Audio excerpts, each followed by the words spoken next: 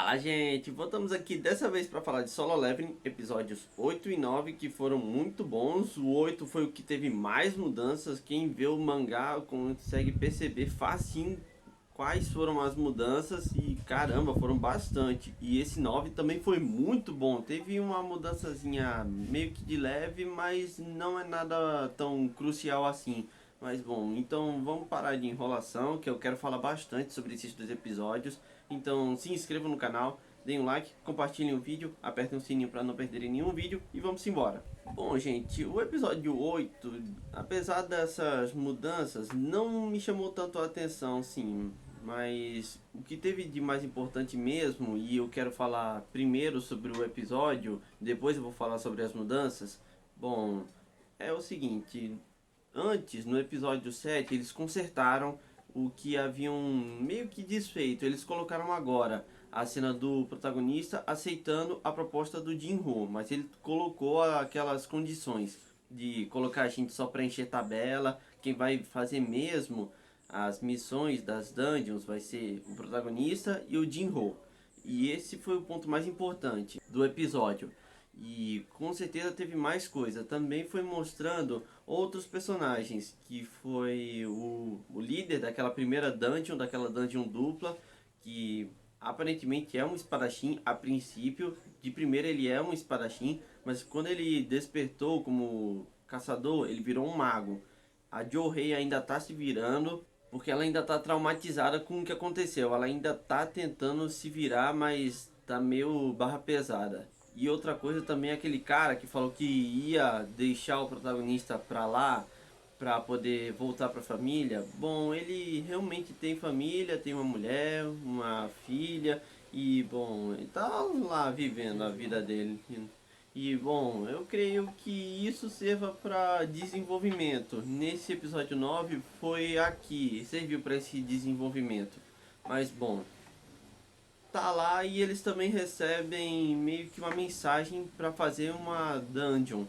O que teve de mais importante também foi que tem um aí que vai supervisionar um bando de criminosos. O porquê disso? Bom, é porque criminosos, dependendo, eles podem receber diminuição da pena. E esses caras aí, além de serem muito fortes, eles são ranking C, eles podem enfrentar essas missões sem grandes problemas, mas eles também vão receber diminuição de pena. E bom, a partir daqui acaba o episódio e é desse ponto que eu quero comentar sobre as diferenças. No mangá não tem toda aquela metade do episódio. E bom, o mais importante, não mostrava a Charrain treinando, também não mostrou aqueles dois líderes de guilda, que um deles é bombeiro e o outro que é um mago, e a Charrain chegava lá falando. E também não tinha a conversa do Jinro com o pai dele sobre basicamente tudo que a gente já sabia, só que a gente não tinha tanta fala assim. No mangá é comentado sim, mas é só por alto. Aqui teve um aprofundamento maior. E também tem uma coisa que ele também vai falando sobre as outras guildas que são importantes, são várias, eu não decorei elas, mas elas vão ser apresentadas mais à frente. E também vocês devem estar se perguntando, por que é que isso é importante? Bom, é para fazer tease para a próxima parte, a segunda parte da temporada de Solo Leveling, que eu creio que vai sair os próximos dois episódios. Como eu já estou falando aqui várias vezes, eu creio que vai ser um split cool. Os primeiros dois episódios agora, um intervalo de 6 meses, que eu creio que é para manter toda essa qualidade. E aí vai ter os próximos 12 episódios, encerrando essa primeira temporada, que também é a primeira temporada do mangá.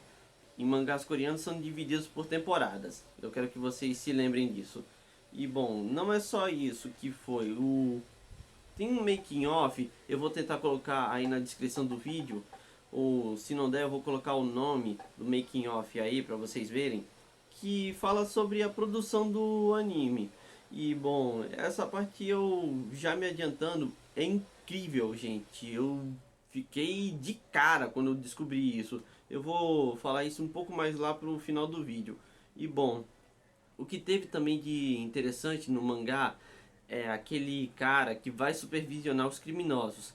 Ele foi contratado por um cara por 2 bilhões de won, não é reais, fiquem logo sabendo, para matar todos esses criminosos que violaram. É isso que vocês estão pensando, sim, é isso. Eu não vou falar aqui a palavra, senão vou ser desmonetizado. E a mulher dele ficou tão chocada com isso que ficou em um hospício praticamente, um hospital de gente com problemas mentais, porque a filha também cometeu o oposto de viver. Eu não vou falar, eu peço que vocês me entendam. E bom, o cara também tá revoltado e não consegue dormir, então ele contrata esse cara porque ele quer que eles morram por causa da diminuição de pena para caçadores, criminosos. E aí eles vão sair, e como se não fosse nada. Então ele quer que esses caras sofram. E bom, o cara aceita numa boa, apesar de alguns rodeios. Ele fala que é mais divertido matar pessoas do que monstros. Então ele é um psicopata, gente. E aí vem esse episódio 9 e mostra que por enquanto tá tudo de boa. Eles estão matando as criaturas, são só goblins. Todo mundo se surpreende com a força desses caras e principalmente com o Sung Ji-woo. E muita gente tá de cara com a força dele que ele tem atualmente. E bom, segue aí. Por enquanto tá tudo numa boa. Eles se separam em um certo lugarzinho que tem 3 passagens. E um cara que deixou o protagonista para trás para ver a família. Bom, ele ainda tá pensativo sobre o que aconteceu. Ele vai chegar até o protagonista de forma correta, ele vai pedir desculpas, ele sabe que o protagonista não vai perdoar ele, mas mesmo assim ele quer fazer isso. O líder da primeira dungeon, ele fez isso já. E bom, ele aceita numa boa, pelo menos esse. Os outros aí eu já não tenho certeza, mas bom.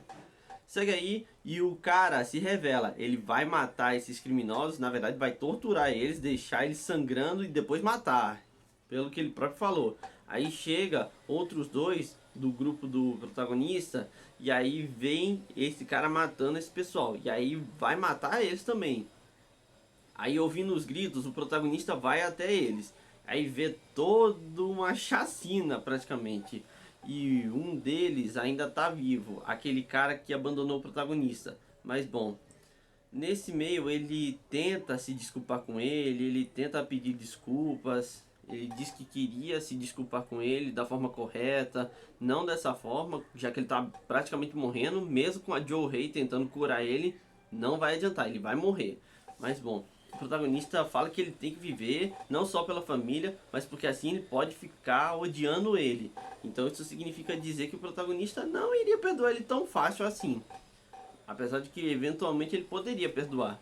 Mas bom, segue aí e aquele psicopata, eu vou chamar ele assim, não me interessa o nome dele, já que ele vai morrer. E bom, ele vai lá, tenta matar a Joe-Rei primeiro, já que ela é uma curandeira e ela pode melhorar a força do pessoal. Mas bom, segue aí e o líder vai tentar enfrentar ele primeiro. Ele pega uma espada, já que ele tem bastante experiência como um espadachim. Tanto é que ele tem uma discípula, Ranking S também, que é um espadachim. Aí ele vai enfrentar ele. E a princípio tá indo bem. A Joe-Rei também dá uns buffs nele. Aí vai lá, começa a lutar e ele tá saindo bem. Mas não adianta, o cara é muito forte e vai perder. E bom, ele tenta usar uma armadilha, mas não adiantou muita coisa. Apesar de que foi uma boa estratégia. Ele esperou o cara se aproximar, ficar confiante e aí acabar com ele com uma magia, já que ele é um mago. E bom, não adiantou muita coisa. Aí o protagonista parte pra briga. E aí tem toda uma conversa sobre o cara inventar uma história sobre o que aconteceu. É tudo mentira que ele vai contar pro pessoal, pros superiores dele. E bom, segue aí e o protagonista fala que tudo isso é mentira porque ele consegue sentir a verdadeira natureza dele, que é de um assassino frio, calculista e um psicopata. E bom, segue aí e o protagonista vai ter que matar ele. E bom, porque o sistema também tá meio que obrigando. O cara liberou tanta intenção assassina que o sistema falou: ó, mata ele, senão eu vou acabar contigo. Praticamente. Não foram essas as exatas palavras, mas vocês pegaram a ideia.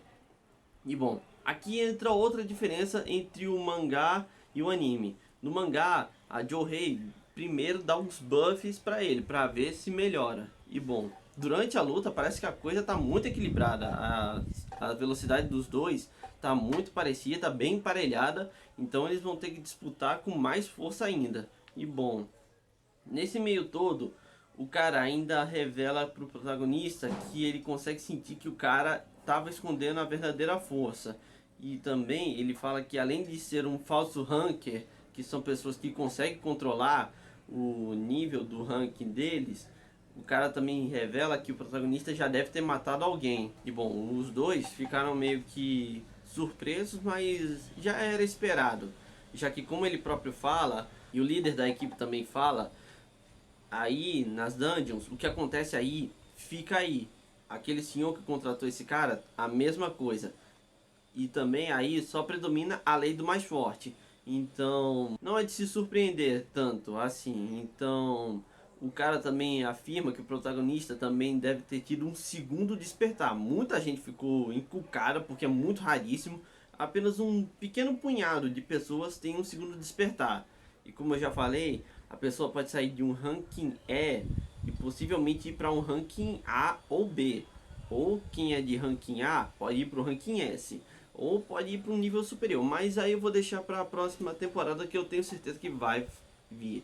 Porque com certeza Solo Leveling tá muito popular. Tá bem grande os números. Mas bom, segue aí a luta. E aí, como vendo o protagonista é forte e ele também foi ferido pela aquela adaga roubada dele, a adaga é muito boa, que tem um efeito de debuff, ele resolve apelar para um equipamento dele, que é a ocultação, praticamente.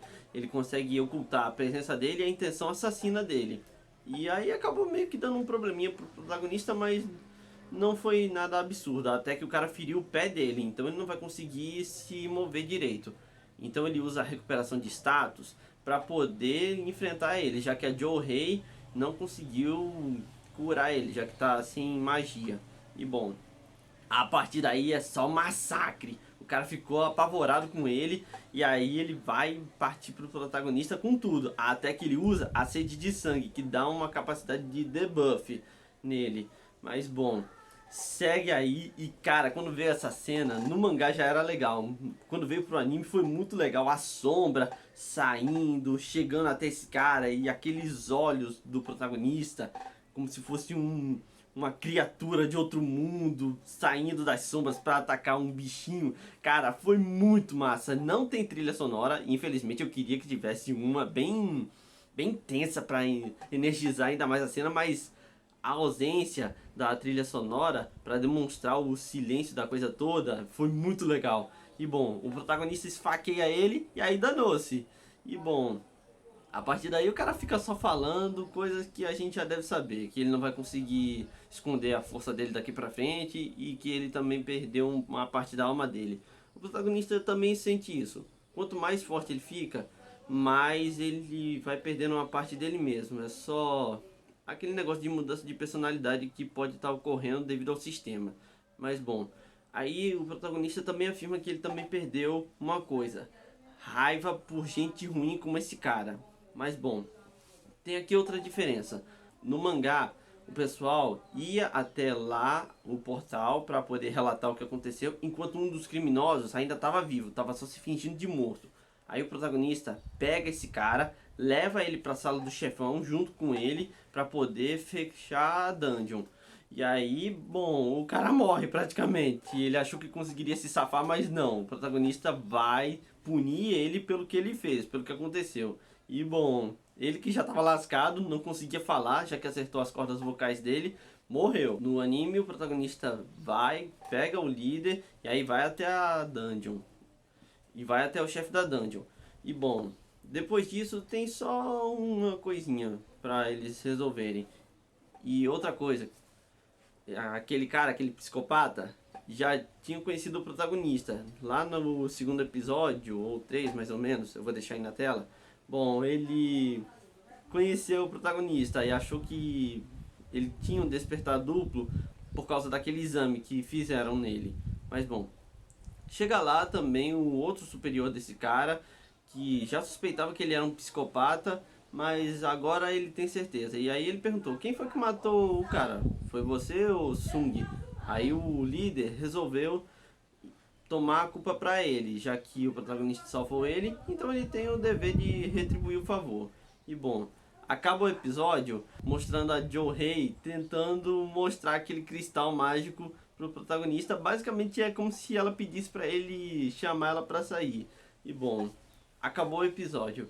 E sobre o episódio, gostei de tudinho. Eu não tenho mais nada pra falar. Nada seria o bastante. Gostei. E sobre o making off, o making off revela que eles estavam produzindo um anime desde 2020.